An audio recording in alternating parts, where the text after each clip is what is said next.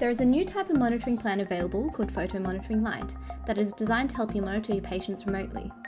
As there are no protocols or automated messages in this mode, you'll need to review and self-assess all patient scans individually. To get started, from the patient's profile, click on New Actions, Start Monitoring, and choose Photo Monitoring Lite as the monitoring plan. Choose the treatment type and activate the patient as per usual. On the Photo Monitoring Lite plan, patients are fixed at a 2-week scan interval. This cannot be changed, however, you can request an immediate scan at any time through the patient card. Just click on New Actions and ask for an immediate scan.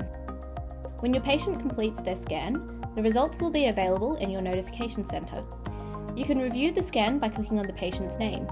This will take you to their profile, where you will see a gallery of their scans. You can click through the different views and compare them to previous scans.